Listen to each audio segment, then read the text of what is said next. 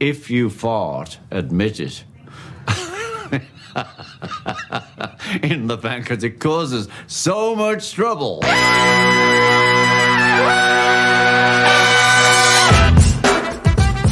Good morning, Sweet World, and welcome to the No Dunks podcast on the Athletic Network. It's Thursday, May 13th. Skeleton crew this morning. Trey's dentist appointment is running long, so he likely won't be joining us. I guess dentist A-Rod takes his time at the plate and at the teeth, but that's okay. No rush at the dentist. I'm still J. Skeets, along with the international man of mystery, taking it to the max, Lee Ellis. Friends, still pluralized. There's two of you there. So Yes, that's right. That's right. Yes, we got the man, the myth, the legend, making the magic happen. It's JD. Lee, I'm going to have to give you a verbal warning for being out of uniform this morning. Yeah, come on, Lee. You didn't get the memo? Well, I mean, close enough. Yeah. JD and I rocking the No Dunks crew necks, but it's okay. Lee's got the No Dunks sort of We Believe Warriors shirt there. Go to nodunks.com. Get your No Dunks merch right now. Shout out to the stream team joining us live here on a Thursday. We see you on YouTube. Please like, please comment, please subscribe if you haven't already. Email us your questions and comments for the next Beach Steppin' podcast. Email them in, nodunks@theathletic.com, or you can tweet them in at nodunks. Lee is laughing because, well, we hit the beach yesterday, and holy shit, was that an episode. Again, just go listen to it, or you know what, don't, because it was pure insanity right from the jump. Like 2 minutes in, it was off the rails. Never got back on the track, but it's okay. That happens from time to time. I still can't shake the visual of Lee Ellis, an hour outside of Melbourne, of Sunbury, mounting a trash can like the Lee P style, taking a piss and ending up in court because of it. Well, look, these stories don't need embellishment, okay? I mean, they're bad enough it is. So, to throw the Lee P element in, it's not really necessary. But sure, why not? The stories over time always, of course, add an extra layer here and there. So I'm fine with it. $350. I'm still a bit salty over that. Yeah, that's a lot of money. So, yeah, we talked about court stories, and I couldn't remember what you call those things that have food in them. The trucks. What else? I mean, look, it was crazy. Lee was taking Jim Beam deliveries during the show. He's got it there. He's ready for happy hour tonight. And we want you all to join us tonight. We'll share some more stories. We'll have some more larfs. 8:30 p.m. Eastern, live on YouTube here. It's the No Dunks Happy Hour charity drive. First time we've ever tried this. Going to be raising money for St. Jude Children's Research Hospital. Our fundraising goal, I'm just going to tell all of y'all right now, we want to hit $2,601 tonight, because that would be one more dollar than WWE superstar Xavier Woods, who I guess did $2,600 once. Yep. I have a theory: if we beat him by $1, he has to give us like one of his championship belts. So that would be great. So yeah, join us tonight, all for a good cause. We have a blast every happy hour as it is. Fun gets underway at 8:30 p.m. Eastern time. Bring your coins. And I know some people have been saying, I'm not going to be able to make it tonight. Can I still donate? Yes, you can. There is a link. We'll tweet that out. We'll drop it in the YouTube comments. And you guys can help us out there. I'd like to think with the No Dunks Army that we can smash 2,600 in one night, but we'll see. You'll see. Times are tough for everybody out there at this point. Yeah. So, but if you can throw in $5-10 if you've enjoyed the show over this season and help us out, that would be awesome. So that's tonight, 8:30 p.m. Eastern. On today's show here, I promised it. I'm going to count down my All-NBA 10 teams. Yeah. All-NBA first, second, and third teams. They get all the love. What about the fourth, fifth, sixth, seventh, eighth, and ninth, and 10th teams? And then we'll get to some snubs as well. This started as a joke, but I'm going to do it here on the show. I'm starting to think Trey's dentist appointment was pretty coincidental on the day that you're going to release. No, you saw him in the Slack. TK, he didn't want to miss this. He was asking us to bump the show back. He's like, I got to hear your sicko teams. I'm like, I know, man. Don't worry. I'll tweet him out. And you can just go back and watch and listen to the show. He's sitting in that chair right now. He said, get out of the way, A-Rod. I can't see this. Yeah, you're right. Yeah, you're right. Shout out to Dentist A-Rod. Maybe he's like peering in right now, watching as TK's got his phone open. season. But we'll get to the games and the big news from yesterday first. Lily, we'll fly through these as we get closer and closer to wrapping up the regular season. First one, though, we had the Knicks and the Hawks punching their playoff tickets. They are officially in the playoffs. And my question is, the Knicks didn't play last night. Hawks got another close victory over the Wizards. Which team has surprised you more this season? Is it the Knicks being where they are at right now, or the Hawks, especially after the slow start and the firing of Coach Pierce and bringing in Nate McMillan? Like, which one do you go with? I think this is a tough question. It is a pretty tough question because I think they've both played above their heads, really, in a lot of ways, and to be in this position. I'm going to take the Knicks because things tend to always backfire and fall apart, and that just hasn't happened. In fact, as the season's gone on, I think you can say the Knicks have gotten more impressive. Coach Thibodeau, we know he can have an immediate impact on teams. Down the road, that may sort of grate some of the players, but for this season, it's been very effective. Their defense has been great, and he's turned Julius around. Turned him in. It's obviously the player takes most of the credit for this one, but he's got him playing at an incredible level where I think he's virtually a lock for an All-NBA slot himself. There's a little bit of buzz about MVP talk. Spoiler, Julius Randle will be on one of my 10 All-NBA teams. I hope he makes at least one of those, yeah. But, and then you look at the growth of someone like RJ Barrett. I think he's been outstanding this season. And they've been doing it all for most of the season without Mitchell Robinson, who I think is a very important part of their team going forward. So there's so many great stories there for the Knicks. They've been in so many other close games as well. They've battled. I really can't remember a patch at all of this season where it's like, here go the Knicks again. In 8 or 10 games, they just stink it up and don't play. But instead, they're playing defense. They've got that star quality up front in Julius Randle, and they've got so many other contributors. And then someone like the rookie Emmanuel Quickly, I think he's been really good for them. So considering what happens usually in New York over these last, 5-10 years, even longer if you want, I would say the fact that they're in the playoffs, I just really hope we get Knicks Hawks in that first round. I think we deserve that one because, as we talked a little bit about yesterday, it sort of maybe will be the Heat in that 4th or 5th spot. But the Hawks have been incredible, especially since Nate McMillan came along. Their season was going to waste again, but instead he's turned them around, got them into the playoffs. So I think you can pretty much say both teams have outperformed their expectations. But I'll go with the Knicks just because, we know that usually at some point things go completely awry for the Knicks, and it hasn't happened this season.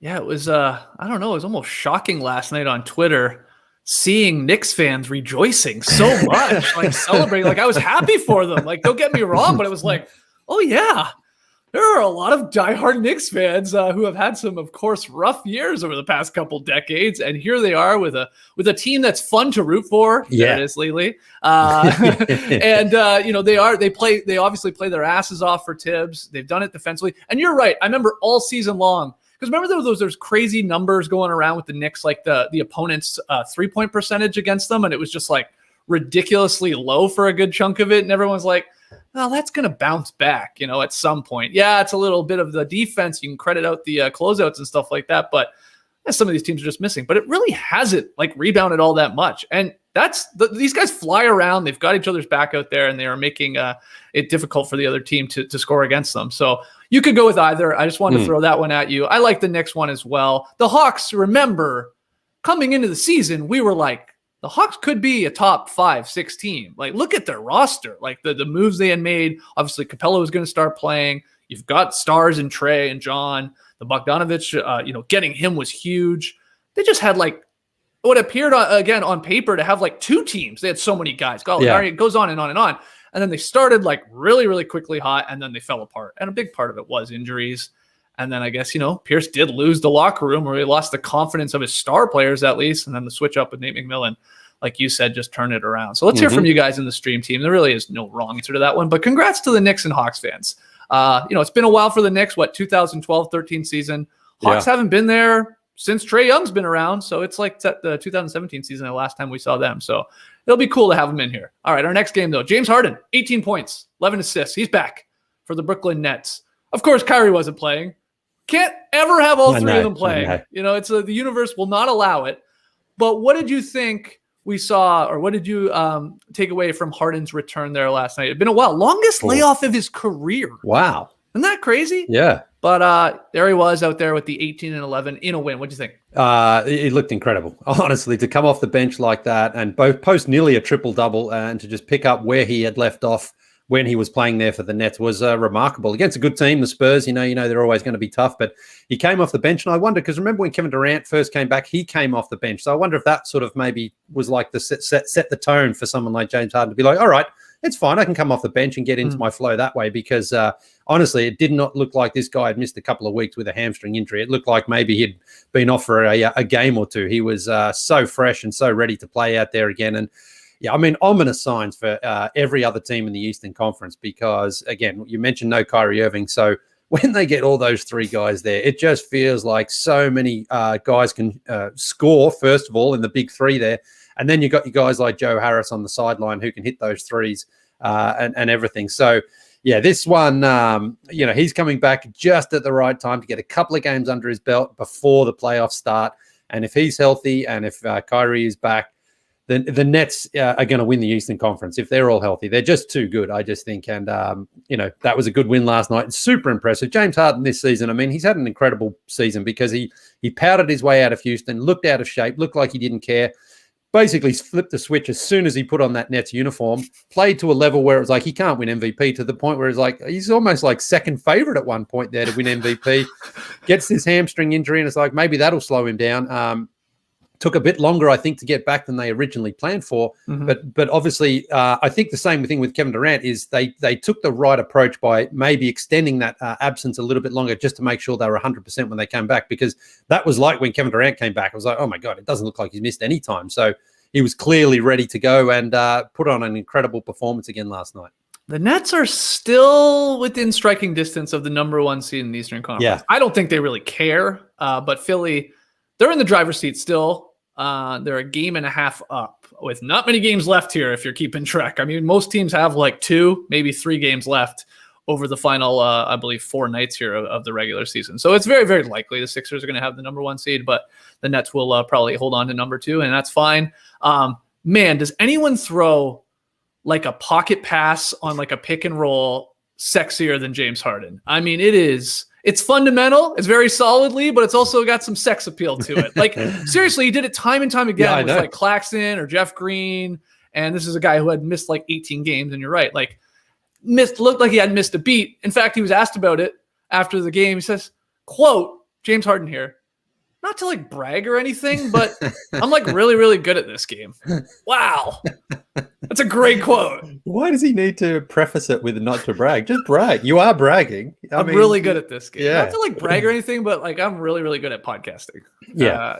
I've done a lot. Well, look, I you're probably going to shout homer at me, but the Joe Ingles, Rudy Gobert one is just as effective out there in Utah. Nice. I mean, they hit that. Honestly, it feels like 90% of the time they make a score off a pick and roll there. But the point being, yes, James Harden, again, with new teammates to an extent, but it certainly didn't look like that last night. It looked like he was so comfortable getting back into his rhythm. And again, I just feel that if you are the Sixers, you are like, please, we've got to hang on to this number 1 spot so that, best case scenario, I think, is that they obviously hope that the Bucks and the Nets go to 7 games in that second round so that assuming the Sixers advance, they're going to face one of those teams that's had a tough series. But man, what an incredible season it's been for James Harden, and they just look ready, and they look like they're just going to be too hard for anyone to really beat in 7 games. Yeah, and then again, even last night, it wasn't all that close, but like Harden just saved it until like the final 3 or 4 minutes to start scoring, to like really aggressively like, no, all right, I'll just be the closer here. I'm the Tom Hankey of this group, and that's the scary part. Like Kyrie and KD, like they'll just do a bulk of the scoring for the most part, and Harden will just set up guys left and right, and then he's like, okay, well, I'll just I'll score 7, 8 of our final 10 here and just close the game. That's like, oh my God, yeah, that $100 is like I can feel it like leaving my hand. Maybe I can convince Tass tonight to donate to give it to St. Jude instead. Ooh, that's a smooth move. I'll pull that out. Yeah, there it is. There's Money Millis. Okay, so Harden looking good in the return. Good news with Kyrie, it's not a concussion. He got popped in the face. I don't know if you saw that elbow. So that's maybe good. Will we get masked Kyrie? back in our lives. The Nets already have a mask. Doesn't Bruce Brown have a mask on? Oh, yeah, he now? was, yeah. It'd be weird to Yeah. have two guys out there with the mask on. Yeah. But we've seen Mask Kyrie do some special things before. That's not good for the rest of the league. No. If he throws Although on he's that. not allowed. He's not allowed to wear the black one. The black though, one. So That's it's so it's stupid. I know. The dumbest rule they've gotten. I know. It's so dorky. The clear one. It is. If you're going to wear a mask, make it look Yeah. cool. Because LeBron looked awesome in his. I think Kobe had one too there for a while, and Kyrie, I remember, he just it gave them special powers. Maybe that's why. Maybe it's some sort of so. performance It's not fair. enhancer. Yeah, yeah. It's like when you got to wear the dorky white one, clear one. It takes down your powers a little bit. Yeah. That worked for Rip Hamilton. He's the one guy that actually pulled it off all right. Maybe that's just because he always was wearing it. yeah. But for some reason, it worked on him. A lot of the other guys, you're right, it doesn't work that well. Come on, Yeah. let them wear the black mask. Come on. All right, next game here, or at least next sort of storyline from last night. We had the Mavs, the Blazers, and the Lakers all winning, Lily, to stay put at 5, 6, 7. Not in that order. Blazers 5, Mavs 6, Lakers 7. I think I have that right. But do you think that's how it's going to finish here? In that order where the Blazers keep the 5th seed, Mavs stay 6, and then the Lakers stay in the play-in. What do you think? Yeah, well, I mean, the Rockets, man, Kyle Kuzma saved the Lakers there late because no Anthony Davis, Schroeder's still out as well. And I guess the Lakers just thought it's the Rockets. We're going to win no matter who we put on the floor. So, hey, LeBron, don't worry about it. Nearly backfired on them. And I think, the Mavs and the Blazers would have been definitely pulling for the Rockets just to make that gap a little bit bigger there. But anyway, it didn't. The Lakers win that game. But then the Blazers got a very impressive victory in Utah. Now, no Donovan Mitchell and no Mike Conley still for the Jazz, so a little bit shorthanded. But they certainly, everyone else played and they were trying to win that game. So it was a tough victory there for the Blazers. I thought Carmelo was fantastic for them as well, giving them some that pop off the bench. So that was huge. And then the Mavs, they pretty much blew out the Pelicans. I mean, this one was a bit of a stinker. Luka looked great. And Porzingis early on, he was looking so good for them, and that, again, the Mavericks, I think so much of their pendulum swings on just whether or not Porzingis is going to play and if he's going to be healthy, because they just need that extra offense from him. Tim Hardaway, of course, was there giving them some support, but Porzingis is, supposedly their second star player. They need him out there, and you can just see how important he is to them. So it's tough because I know that the Blazers still, I think, have the Jazz. Let me throw it up here for Nuggets and Suns, I think it is. Yeah. Take a look at it, Lily. Yeah, so, I mean, it's so close. I mean, I think the Lakers, they could just steal that 6th spot off the Mavericks, but the Blazers could hang on. But the Blazers, as I say, Nuggets and Suns to go. Now, who's going to rest players? What's going to happen? It's, I don't know. I love hearing your brain working out loud, right? Yeah. I just have a feeling the Lakers are going to escape the play-in tournament. I just have a feeling. Really? Yeah. Really? I mean, they will not be escaping if the Mavericks and Blazers can win outright. Yeah, but if they just don't lose their games, then this is the way it's staying. But I think when we were talking the other day that the Lakers have the easiest schedule. They got the Pacers here coming up, and then it's in Indiana. I mean, Indiana, I don't know. They're playing for something. They're playing for an 8th seed. Yep. And then they're at New Orleans on the last day of the season. So you would think LeBron, if they have to win that game, you would think LeBron is probably going to come back for that. I know he's kind of extended the delay here. So basically, you think the Blazers or Mavericks, though, are going to drop a game here. And I know they don't have the easiest of schedules. At least the Blazers don't. So, the Mavericks have got the Raptors. And the Raptors are out. And then they've got the Timberwolves. So what do the Wolves do in terms of okay, we do want to maybe just drop a game here to help their playoff, their draft chances. So there's so many different scenarios in play here, but it just feels like the Lakers are going to somehow escape the play-in tournament, and it's going to be one of those other teams. But incredible stuff last night, really. Again, from Portland going to Utah to get that victory. I mentioned a little short-handed, but still, they had to win that game. This was not like the Jazz just kind of mailed it in or anything like that. The Blazers are the hottest team in the league right now. I think they've won 9 of their last 10, which sort of snuck up on me that they've put together this run, but they're playing great basketball at the right time here, of course, as we get closer and closer. I'm thinking the Lakers are going to stay in the 7th spot here because I got some confidence, I guess, in Portland to win outright, even though I think they have I don't have it in front of me. I know the Suns is one of the game. Yeah. And then they have another tough opponent. Yeah, that's right. But I'd liken them because those other teams, of course they're still jockeying, but at some point, the Suns are going to be locked into the 2nd seed, and, the Nuggets might be ended up, they got home court advantage. They know that much, so it's going to be 3 or 4. Anyway, the point is, or the question is, I saw this on ESPN, fact or fictionally, the Lakers should be favored in a first-round playoff series no matter where they finish. Will that be the case? Or is there a matchup that you could see hypothetically that you say, no, they wouldn't be the favorite in that series, like maybe the Clippers or something like that? Yeah. Well, let's assume that Conley and Donovan Mitchell are both out for that first-round series.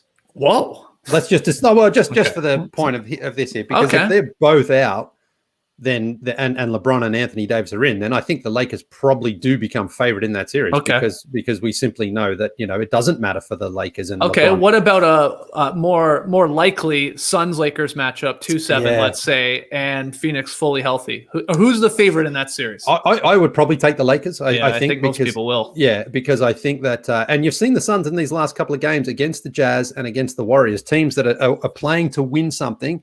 And they've lost both of those games. Now, I mentioned yesterday, I think if the Suns can sort of learn from those losses and understand, hey, this is what it's going to be like every single night in the playoffs, then maybe it's good for them in that sense. But it's very hard to pick, even though they've obviously got Chris Paul, very hard to pick against LeBron in a first-round series just because it's 2-7. It makes no difference to me. It's like it's LeBron, it's the Lakers. He's getting a split at minimum in that first two games. It's just, I would put my life on that happening. And then, so you're saying if the Lakers play the Suns 2-7 matchup, you'd bet the house on the Lakers at least splitting the first two games in Phoenix. Yeah, LeBron, remember, had some crazy record, like 29 straight series in a row where he won a road game. He was able to do that, and you just know it's in the playoffs. That's what it's about. And then immediately that puts so much more pressure on the Suns to go and then have to split in LA, which they could do, but that's the sort of scenario that really plays into LeBron's hands, where it's like, I'm going to steal home court,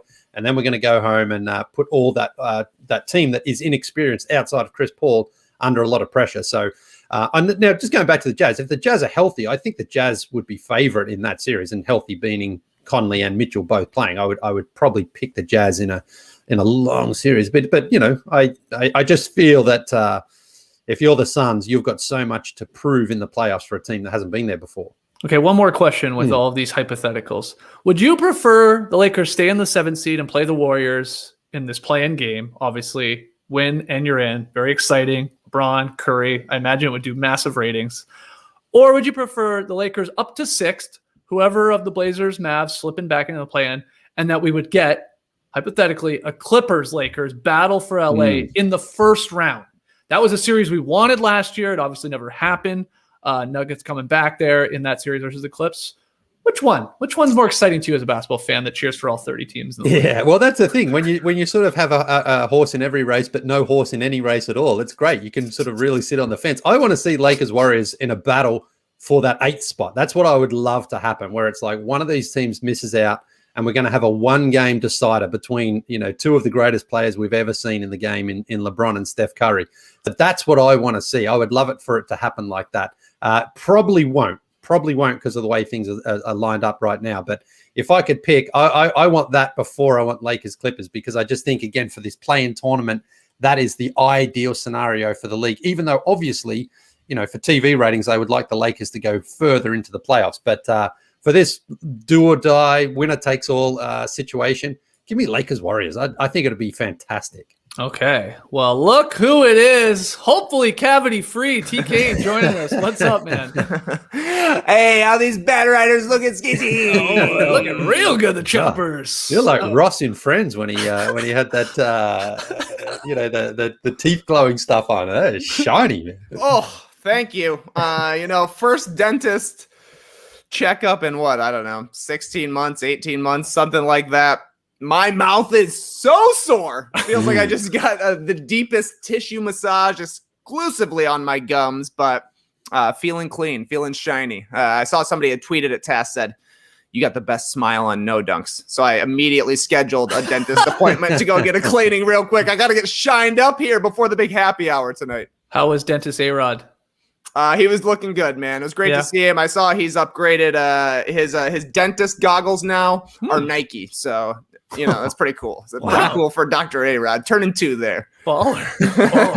All right. Well, we were just talking about some of last night's games and some of the hypothetical, playoff matchups and who's in the plan and all that, Trey. But we got some more news here, and we'll throw this first one at you. Oh, boy. Victor Oladipo, season-ending surgery on his right quadriceps tendon. So he is out. He ended up playing 4 games for the Miami Heat, which is pretty baffling here. Now, Barry Jackson of the Miami Herald, he says that the tendon isn't ruptured like it was when he underwent a similar surgery in January 2019. That prior injury kept him out for like the calendar year. So hopefully this isn't as bad. But are you shocked at all by this news here, TK? Does it matter at all to the Heat moving forward? What impact does this have on his free agency? Have at it. Well, I don't think it matters to the Heat going forward this season. They've been playing some pretty good basketball as of late, like we talked about on yesterday's Beach Steppin'. Jimmy Butler is having a really good season. The Heat seem to be the healthiest they have been the entire year. They're peaking at the right time. So, they picked up Oladipo just as a little bit of insurance for guys like Goran Dragic, maybe Kendrick Nunn, even Jimmy Butler himself. But those guys are all playing well right now. They're all actually on the court. So Oladipo wouldn't have a massive role, especially considering those guys on the Heat were already there. They've got that continuity together going to the finals during that bubble season.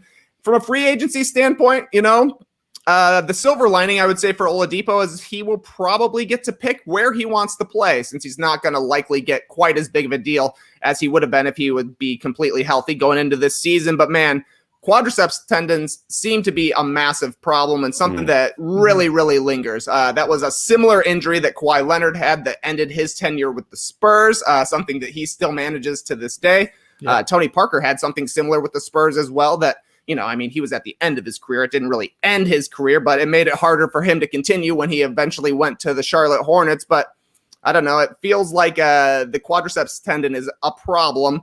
And, Oladipo, it doesn't seem like completely had it managed this season. He still had a decent year from a counting standpoint, almost at 20 points per game. Only shot 40% from the field, though, 32 from 3. He doesn't have the explosion that he used to have, obviously. And I guess that's part of why he would want to have this surgery now, to try and get back to a little bit closer to that all-NBA level that we've seen him at before, or at the very least, just a guy who's going to be able to continue to contribute and be a big part of a team rather than just a random role guy. Yeah, and Oladipo, he turned down a 2-year, $45 million extension. Wanted to get out of there. If Houston didn't want to be locked up long-term there, not even that's all that long-term, but wanted to get to Miami, and he did, but again, only played 4 games. Would the Heat have been better off at this point, Lee, in keeping Kelly Olynyk and Avery Bradley, who were like the pieces moved for Oladipo, or was it worth the risk? And, bring him in, see if he's got it, see if he can fight through injuries here, because you're obviously getting a better player if he is healthy than those guys. So, what do you think about that? Yeah, now that the injuries come into play, sure, you would redo the trade if you're the Heat, because Kelly Olynyk's a solid, reliable big guy, can stretch the floor, and he knows their system.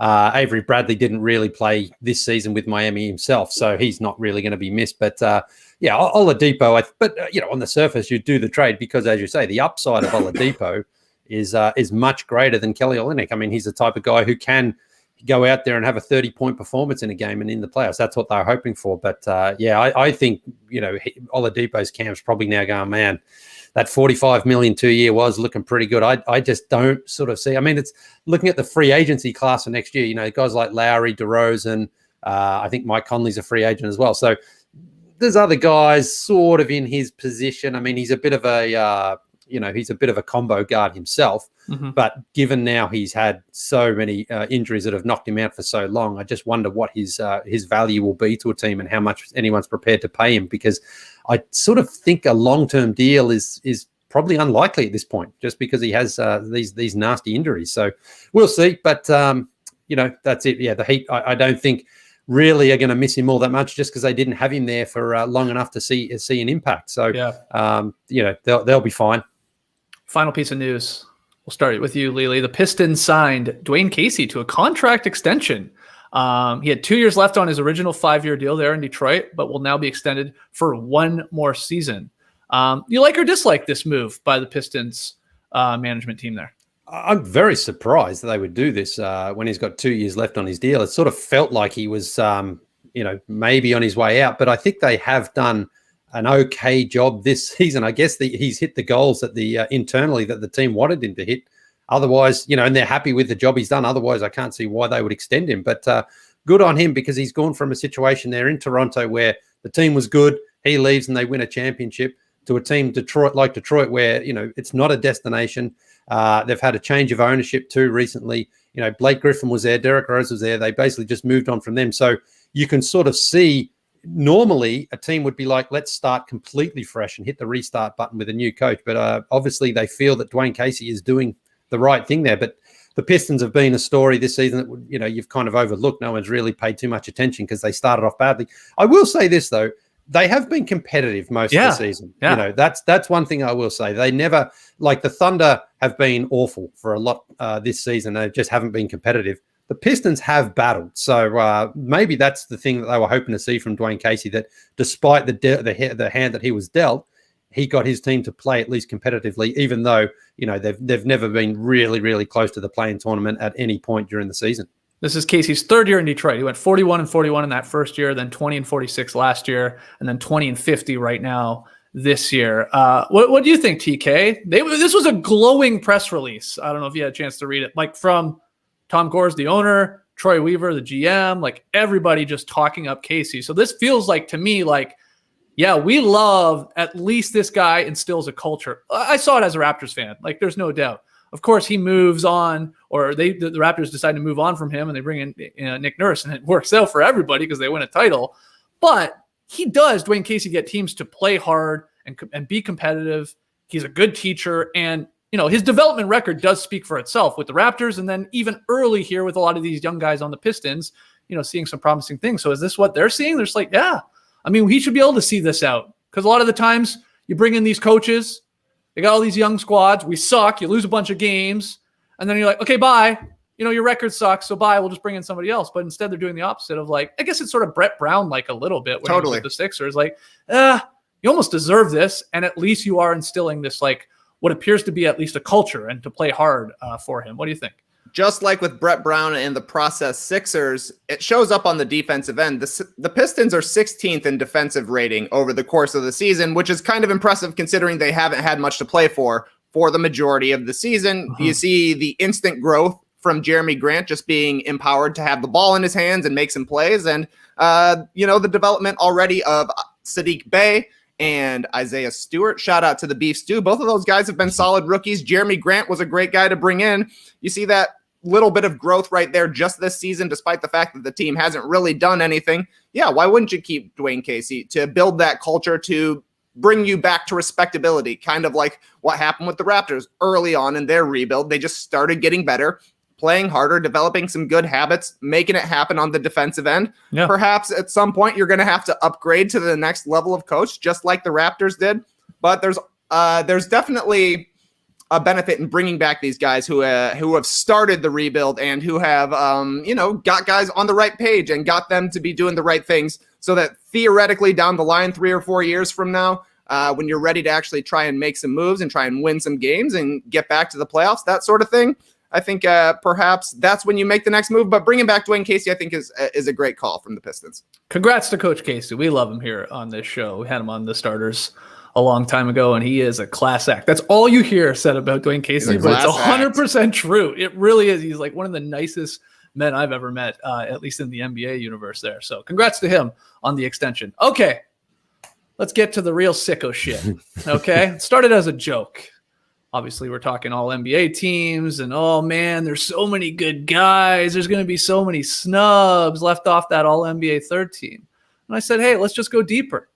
Let's have an all-NBA fourth team, fifth team, sixth team, whatever. Just keep going. We could just get all 450 players on an all-NBA team if we really wanted to. You just got to put the work in. So that's what I've done here, guys.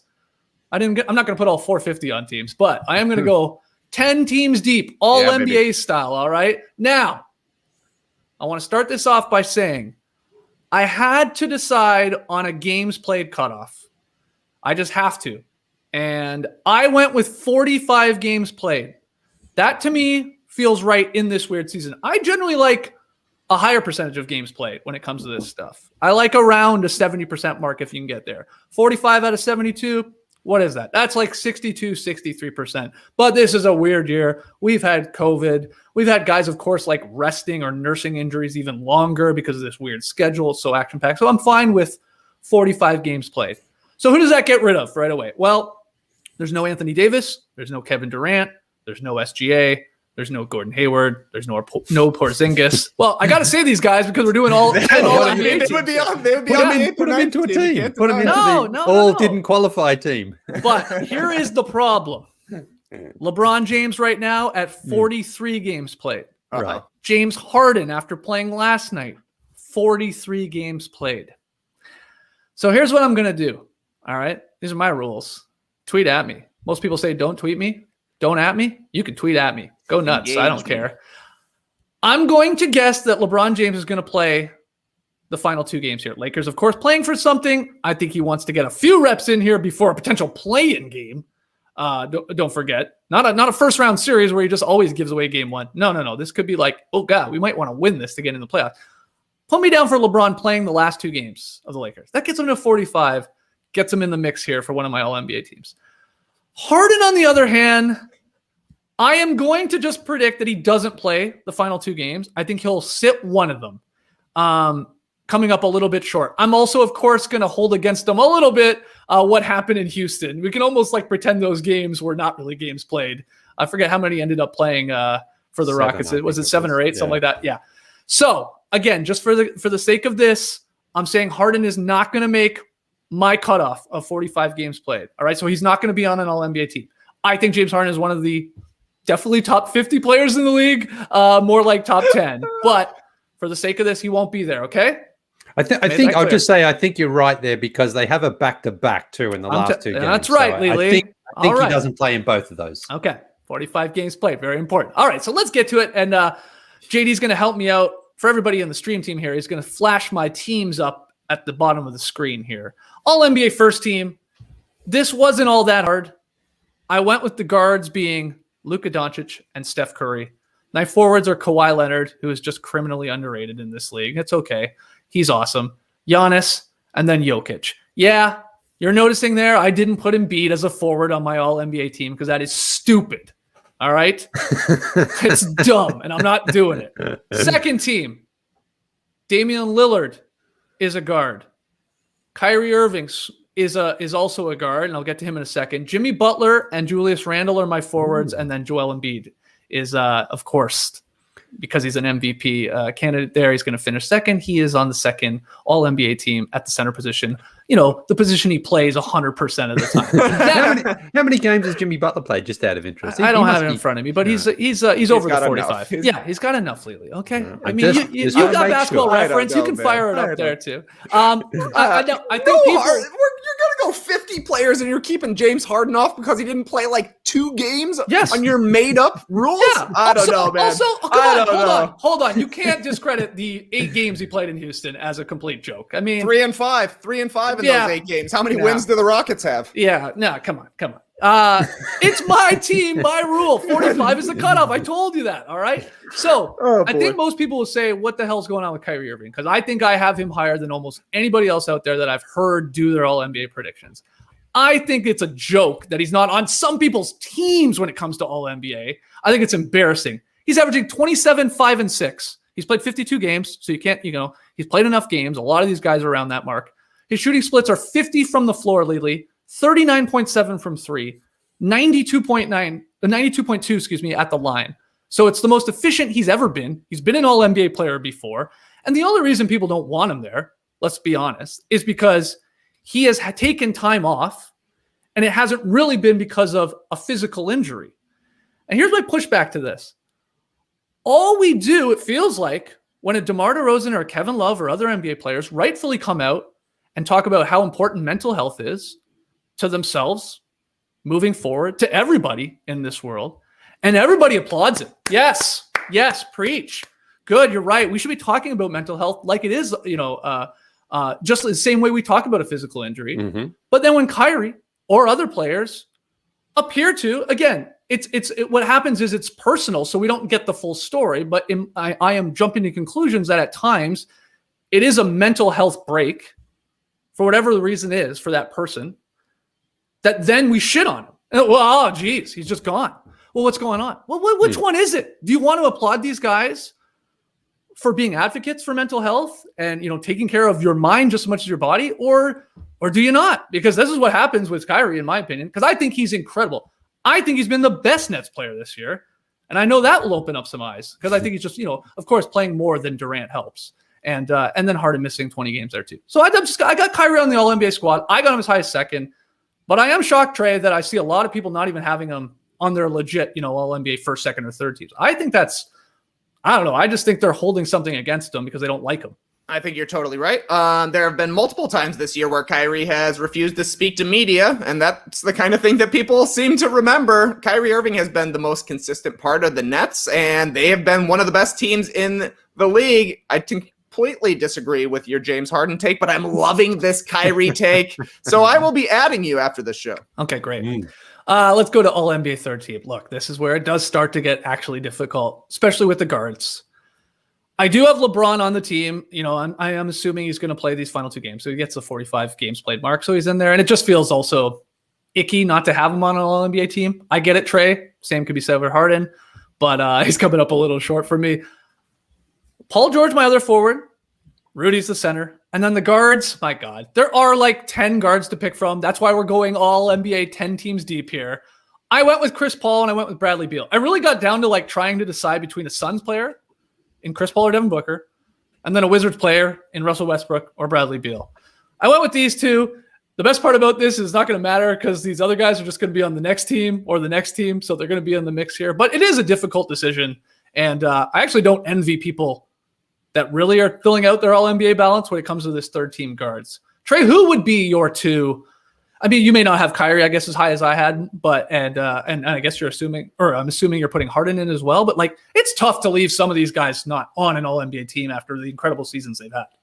Oh yeah, and Skeets, just to circle back here real quick, James Harden will have played 140 more minutes than LeBron James so far this season. So he's played more basketball, but it hasn't specifically been the games. This is going to be your biggest bugaboo here. I don't know. I mean, you're exactly right. The calls between the Suns and the Wizards. Are you going Chris Paul? Are you going Devin Booker? Are you going Russell Westbrook? Or are you going Bradley Beal? I kind of think I would go Westbrook over Beal, if I'm being honest here, because the Wizards got a lot better when Bradley Beal had the ball less. Russell Westbrook started up in his usage rate, clocking all those triple doubles, and that's when the Wizards turned around. When Bradley Beal took the smallest backseat to Russell Westbrook and the Wizards became a Russ kind of team, that's when they took off. So I think I'm going Westbrook over Beal. Okay. I mean, look, I'm not going to be angry with that. The guy is scoring 31 points per game, though. Sure. I mean, it's tough. Yeah, you're splitting hairs. Lee, you're a Beal guy. Do I have this one right? Is he an All-NBA third-team guy? Sure, yeah. But honestly, how much fun has it been watching Westbrook over these last 6 weeks? He's been even incredible. Lee doesn't talk about Bradley Beal anymore. No, I mean, because look, no buzz Beal. The Wizards at 17 and 32, it was like, what a complete waste this season is. And now, largely due to Westbrook's just incredible play by getting these triple doubles, they're in the play-in tournament. So I'm definitely not yet. Are they? I thought they locked it up. The Bulls are technically no. Okay, Wizards are still going to blow it. No. The Wizards have to lose the rest of their games. Bulls have to win the rest of their games. Right. I mean, it could come down to Hornets and the Wizards for that plan, and I'm not sure because they've both been so much fun to watch this season. But I think I'll be pulling for Westbrook because I want to just see crazy chaos, and I desperately want to see somehow the Nets and the Wizards in the first round. And I have someone. I know you do. I'm going to keep moving. We don't need another podcast to go off the rails here. We've done enough of that this week. All right. Okay. Here's a good argument though from JFK, not that JFK, in the stream team, who says Westbrook wasn't good for half the season. Beal was good the whole season. That's a pretty solid point because unfortunately for Russell Westbrook, the first half of the season when the Wizards were pretty bad, yeah, he was playing. This is the problem with these, really all the awards, right? That happens. Like you just forget about the first 6 to 8 weeks of the season, and it's a lot easier to remember the last 6 to 8 weeks of the season where like a guy like Westbrook is dominant. That is the truth. That's helped a guy like Jimmy Butler's case, of course, too. Like he's just been incredible over the last little bit, and you're like, oh well, he wasn't all that. He wasn't playing all that well early on. Well. Doesn't matter. Timing is everything with these Timing's things. Everything. But it's a great point. That's why I got Beal in there. Okay, so All-NBA fourth team. It's never been done. Oh, my God. Okay, so, you see it there. It's the two guards I was debating from those two teams where I put Chris Paul and Beal. Well, it's the other ones. I'm going Devin Booker. Obviously, accrediting him here for my All-NBA 4th team because of the Suns' success. He's been really, really solid. Yes, his numbers sort of went down from those crazy scoring numbers he was doing, especially in the bubble there, but that's fine. He's become a better player alongside Chris Paul. That's helped. And then Westbrook, we talked about him enough. Forwards, I went Jason Tatum, and I went Zion Williamson for my All-NBA 4th squad. And then the center, this was the easiest pick of my All-NBA 4th team. Probably it's Bam Adebayo. He might find a way into the actual All-NBA first, second, or third teams. Like, obviously, that third team probably is where he would fall, depending if people get really sneaky with that Embiid move and putting him to forward, because then Gobert probably slides up to the second team, then Bam's in there on the third team. So we will see. But I got him on my 4th team. Any issues with that one, guys, or we can keep moving here? We got that one's nice, still. Man. That's nice. That's a nice first Snubs. That one feels good, right? That one feels good. That's really nice. It's probably when we get to the All-NBA 5th team where you start going, really? Really? Are we doing this? There are still great guards to pick from. I got no problem with Trae Young and Zach LaVine as my backcourt of my All-NBA 5th team. Trae Young, of course, has the Hawks in a home court advantage position right now. He's actually gone really under the radar, I feel like, this year. There's not been a ton of talk about him, but the numbers are solid. Zach LaVine, I think he has to be as high as this when you're going this deep. There are other guards, Mitchell, Simmons, we'll get to them, but 27.5 points per game from Zach LaVine, shooting over 50% from the floor, over 41% from three. Just to put this into perspective a little bit here, Zach LaVine, is like a supercharged Klay Thompson right now, this year. Throw out the defense. Klay Thompson is an unbelievable defender. Zach LaVine, still has lots of room to grow on that end. But offensively, those are what I'm getting at is those are again, just amped up Klay-like numbers from in terms of the amount of 3-point attempts in a game, Lily. Obviously the percentage, of course, scores more than a guy like Klay has over his let's say last 3 years where Klay, took an average and stuff like that. That 41% from three on 8 attempts, that is Klay. That's amazing to me. So, deserving of an All-NBA 5th team nod. All right, everybody. I love it. Yeah, everybody's I love nodding. it. Yeah, one of the worst timed missings of the season. Zach LaVine missing almost 4 weeks as the Bulls traded for Nick Vucevic. It completely submarined the season. Yeah. But if you're looking especially at the first half, LaVine was on fire. I mean, he's on par with me with Trae Young, even Bradley Beal, the way he's able to get to his shots, just an unstoppable scorer, except for maybe in the last 30 seconds of the game where I feel like he was 1 for 10 on pull-up jumpers this season. But he made some incredible strides this year, close to a 50, 40, 90 guy while putting up 27 a game. Impressive stuff. Huge. The forwards, this was fun. DeMar DeRozan. I think a lot of people out there still think DeMar DeRozan is a shooting guard. He's not. He's a power forward, basically, on the Spurs, which is really weird. 70% of his minutes are at the power forward position. And then he doesn't even play guard anymore. Although he's like a bit of a, they run things through him, of course. He's DeMar DeRozan, so he's got to get a lot of assists. He's a bit of a point forward. And he's had a really good year. I got him in here on my All-NBA 5th team. I teased this one earlier. Sabonis. He's a lock for the All-NBA 5th team. 20, 12, and 7. He's going to be, in my opinion, one of the true biggest snubs from the All-NBA first, second, and third teams there. And he won't make it, and he probably won't even be deserving, but he'll have to be at the top of the snub list. And then my center. Oh, it felt good, right? We've talked about him a lot because of the Big Beef segments, and this guy just bullying all these little puny pretend centers we have in this league. It's Jonas Valanciunas for the Grizzlies. I'm slipping him in here as the 5th best, I guess, center. 17 and 13, if you round up a little bit there, but a top 15 player efficiency rating. We've talked about him a lot, it feels like, for a guy that doesn't get a lot of credit elsewhere, probably across the NBA media landscape.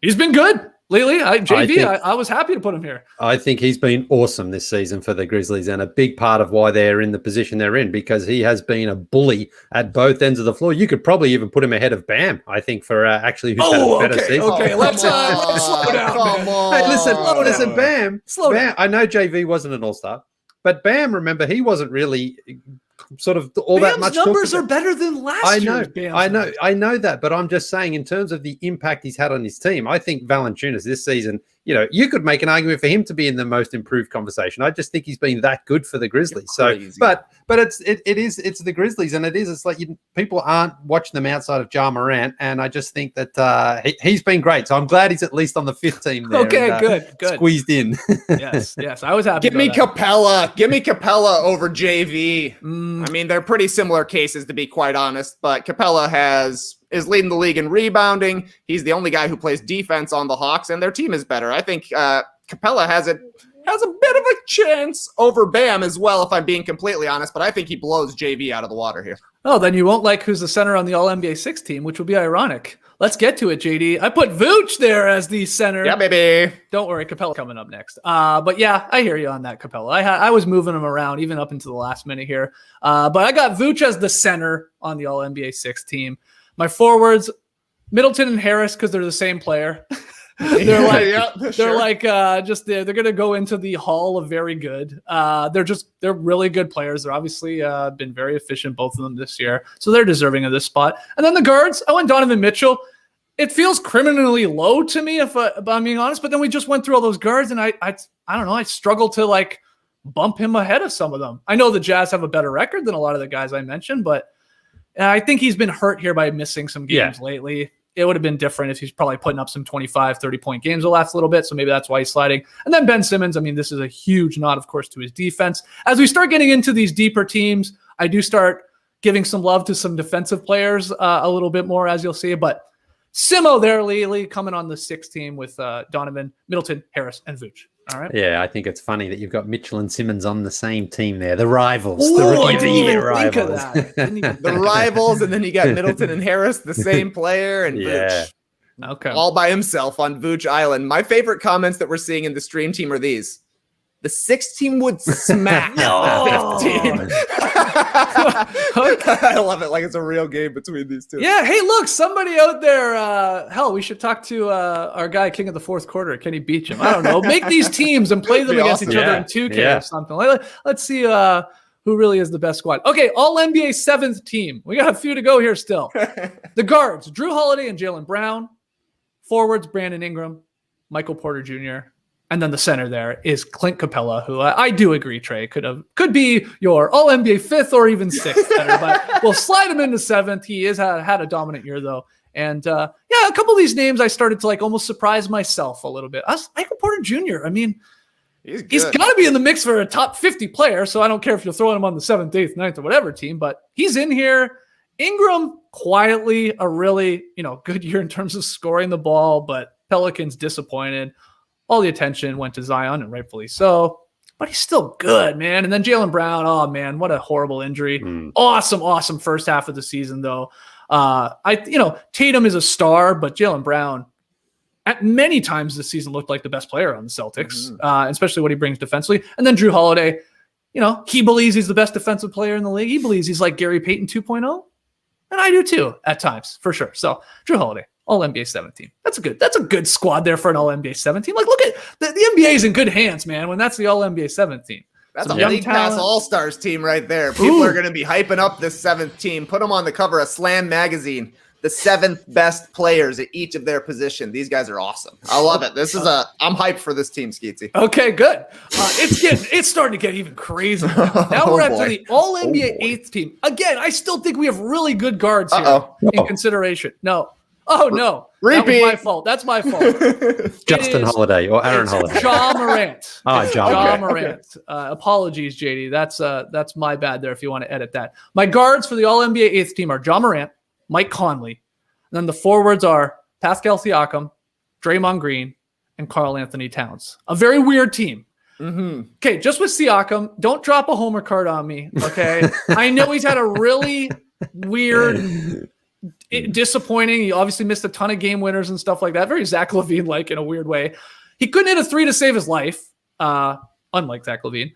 But Siakam still averaged 22, 7, and 5. So if this was a garbage season, a terrible bad season for this guy, then okay, maybe that's a sign of good things to come. That's still a damn good year, and he's still in the mix here for one of the All-NBA 10 teams.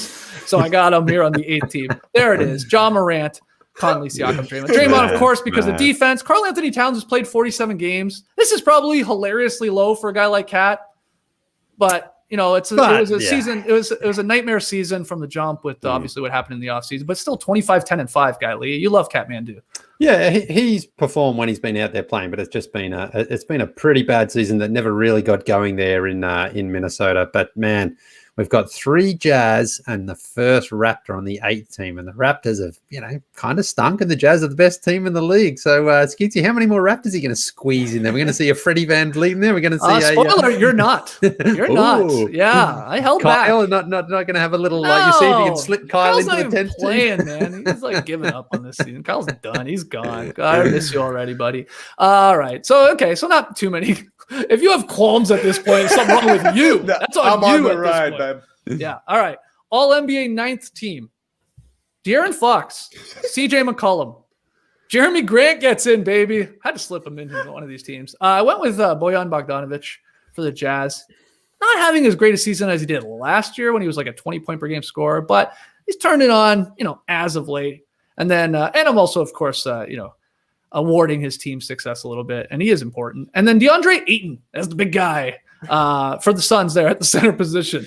Nice. McCollum, I was moving around until the final second here before we went live. I was confused as where to put him because he was averaging like 27 points per game before his injury. He was playing incredible. And then he's come back, and of course he started slow coming back from the injury, but now he's got it going again, and he's damn good. I love CJ McCollum. I just have so much faith in a guy like that at the end of a game that he can get you a bucket. So this feels right to me. Missing a huge chunk of time, but having played enough games because he started the season there, and now he's played over the last little bit. So he's there. Fox had a great year on a crappy Kings team. Blah, blah, blah, blah, blah. Final team. We'll wrap this up, and then we'll get to some snubs. All NBA 10th team. I just gave it to the Hornets backcourt. LaMelo and Terry Rozier. There you go. Terry Rozier, 20-point per game scorer. LaMelo, going to win Rookie of the Year. Very, very likely. It came down to a lot of guys who I'll get to for these final spots. I went with Karis LeVert as the forward, John Collins as the other forward, and then Jarrett Allen as the center. So there it is. Wow. 10 All-NBA teams. Now let's get to the snubs. That's all anybody cares about. All right. Who did I snub? Well, you said a couple Raptors, Lily. Let's throw them in there. Van Vliet, Lowry, okay, whatever. I think they're both better than a lot of players that we had on these lists, but brutal season. I don't even want to award them for anything. I almost didn't even have Siakam there, but I had to convince myself to put them on. But they're in the mix. Jordan Clarkson and Joe Ingles, sure. Snubs. Malcolm Brogdon, snub. Colin Sexton, probably the highest point per game scorer that I don't have in the mix on the Cavs. There it is. He's a snub. Derrick Rose has got to be a snub at this point, especially the way he's played over the last 6 weeks or so. Anthony Edwards, I said, if I got LaMelo in there, yeah, sure, you can make a case for Anthony Edwards. Another Knicks, actually 2 more Knicks players. RJ Barrett, I really was close to having him in there as one of the forwards near the end of these teams. And sure, you could. Nerlens Noel, who I love, but I couldn't do it, Trey, because you would have mocked me until the end of time. Jakob Poeltl as a center. Jakob Poeltl could have got some center love, but didn't. And then finally, I got a couple more names, and then you guys can throw out anyone I missed. Tim Hardaway Jr. was consideration for the 10th team. Mikal Bridges for the Suns, who's been great. And just for the stream team. Everybody drop it in the stream team right now. All caps locks, exclamation, baby. Dort was in consideration. Drop your door. So there it is. My all NBA 10 teams with snubs. True sicko shit. So good. Yeah, but anyway, who am I missing? The stream team is saying the biggest snub, Jordan Clarkson. Okay, yep. Did you just say you got to be a starter to make one of these? No. He was inconsiderate. He is. If I had done this at the All-Star break, yeah, he's in. He's one of these ones where timing has not helped him. I know he just had the big 41-point game. 41 points, 0 assists. Yeah, he's just he's gunning away. He's getting his right now with the backcourt being out. Him and Ingles almost I was torn between the two of them, so I guess they canceled each other out. But he's a snub, no doubt. Who else? Anyone else? I'm trying to remember any of the Yeah, other I 400 know. players who I didn't know, do it. I guess I nailed it. Where's Awesome. Tyrese Halliburton? Where's Yeah. Chimezie Metu? Now get out of here. Now you're being silly. Wiggins. How about Wiggins? Wiggins Did you- is did you that's a consider good him? snub. That's a name I didn't say. Yeah. Sure. I'm not angry with that. This is the hardest game of what about this guy of all time Yeah, to pull out these Yeah. deep cuts. Yeah. Some deep cuts. Thaddeus Young, maybe at the yeah. All-Star break. He's Oh, getting come on. the Even that's going too far. Get What out about of here. Zubats? Zubats has been solid for the Clippers. Oh, Jesus. Thank God you guys didn't do this. Nah, just Well, kidding. So Skeetsy, there- I know you did your top 10 teams there, so I decided to come with something as well. And I'm going to do the top 20 candidates for Coach of the Year. Oh, my God. Go. Go ahead. Do you have the list in front of you? No, I just made that up on the spot. But while we're here, That's great. All right. So tweet at me at JU Skeets. Let us know in the YouTube comments. Do you agree with Trey, first off, that James Harden, let's say he only plays 44 games, he's got to be in the mix? What do you think about that? Do I have Capela too low? Should I have more Raptors in the mix? Do I have enough Jazz players in the mix? Let's hear it all. And keep going is what I say. Somebody do the All NBA 11th team. Somebody do the 12th team. Just like get a chain going in the YouTube comments. Have some fun with it. It's embarrassing how much actually effort I put into that. I'm not going to lie. Where I started, had to catch myself going, holy shit, none of this matters. What am I doing? Why am I contemplating CJ McCollum where he goes? but You you were the one again for 9th team, because once that 9th team I got it, showed JD. up and it was Bojan Bogdanovic actually typed out, I was like, oh man. Yeah. Well, I couldn't wet just put B Bogdanovic. You can't do it. Yeah. That just looks sound, ridiculous. I had All NBA Bogdan 9th team. in the mix. He was in contention. Sounds like you were Andy Dufresne crawling through the tunnel at the end of Shawshank Redemption there, where you couldn't go back. You had to just keep on going to the end. Absolutely. Well, I got to the 7th team and I was going to stop. Nope. But then it's hilarious. You start going, man, I don't got John Moran on a team. All right, let's just keep going. Oh, God. Okay, there it is. Hopefully that was fun for some of you out there. Let's get to tweet of the night. Tweet of the night. Wow. Twitter. I'm piggybacking off my man Tass on what you need to know today with tweet of the night, because Nick DePaula coming through with this tweet last night. He tweeted, wow, Blake Griffin has McLovin 35s on tonight with his own Hawaii ID info. There's the close-up. Enhanced, JD. Nice work. Yeah, we're looking at it here on the stream team. Blake's McLovin kicks. TK, have you ever seen these? I assume not, but what do you think of these? I love them. Super bad.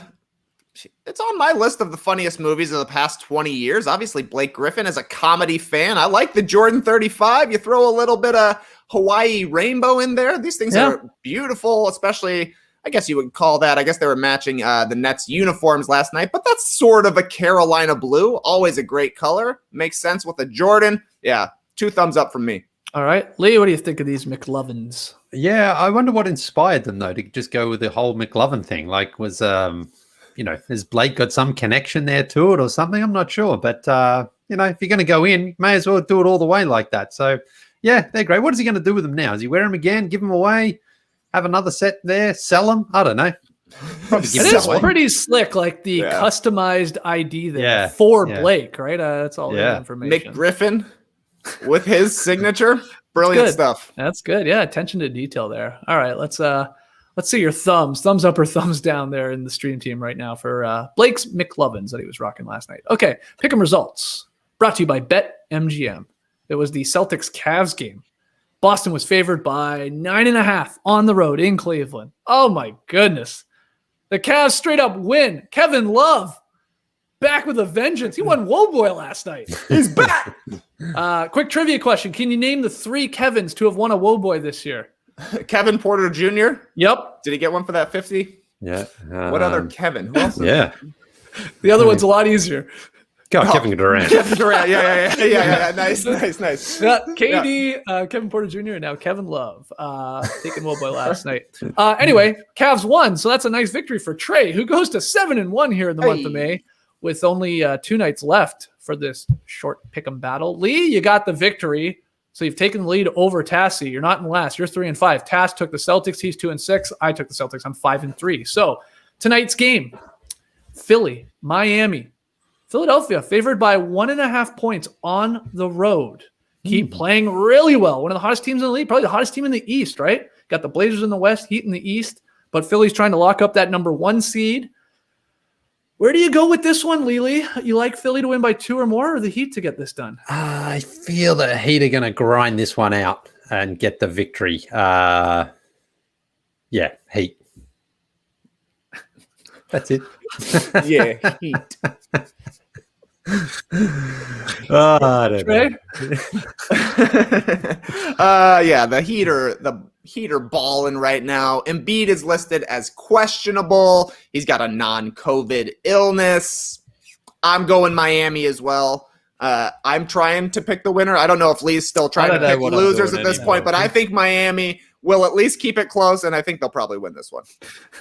Lee only either talks for 10 minutes straight about something or 10 seconds. There's no in between with this guy, I've realized. All right, so you're taking Miami as well? TK? Yeah. All right, let's find out who Tass is going with. Yeah, looking forward to this one on TNT. I will be keeping half an eye on it during our charity fundraiser for St. Jude Children's Research on Thursday night. Status of both stars, Embiid and Butler, is questionable, so I'm going to go with the team that's playing a little bit better ball. Miami rolling into the postseason, and I like the fact that the Sixers have won the first 2 games of this season series. Miami's got to get one of them. Give me Miami. All right, we got 3 of you guys taking Miami. I'll swerve. I don't think I really have anything to lose. Tass, can he even catch me? I don't think so. I don't know. Anyway, I'll take Philly. Let's live a little. I'll take the Sixers to cover by 2 points. That's right. Everybody else taking Miami to cover the spread there. They are getting 1.5 points. All right, let's call it there. What a show. My goodness. We got another one to get ready for tonight. Tassie said it. It's the NBA Happy Hour. Charity drive. Raising money for a great cause. St. Jude Children's Research Hospital. Our goal, $2,601. We'll get this started live on YouTube at 8:30 p.m. Eastern.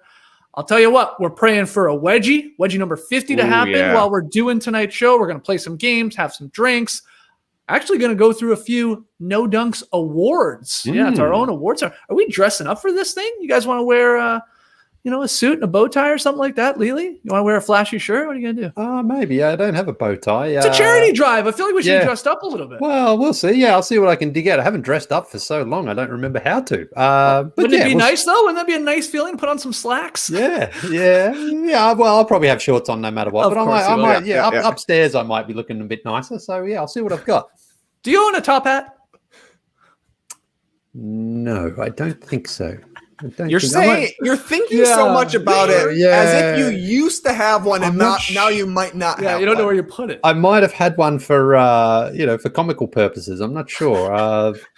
I'll have a look up in the attic. It rained the other day, so I've got to check the attic anyway. So while I'm up there, maybe you've used the top hat as a bucket for your leaking attic. Go check that out. Yeah. No, because actually, in the house, with kids with their dress ups and that, sometimes you have things like that. So I'll see what you were doing some coin tricks on the beach yesterday. Maybe you got a top hat. You pull a rabbit out. Oh yeah. Put it on our laps like we're at a Warriors game.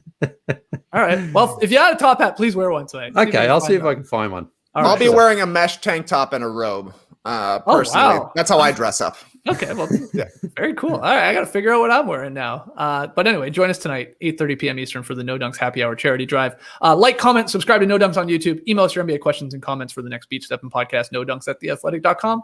Grab your No Dunks merch over at nodunks.com. And if you haven't already, please subscribe to The Athletic. You will not regret it. Go to theathletic.com/nodunks so they know that we sent you. All right, guys. Enjoy your day.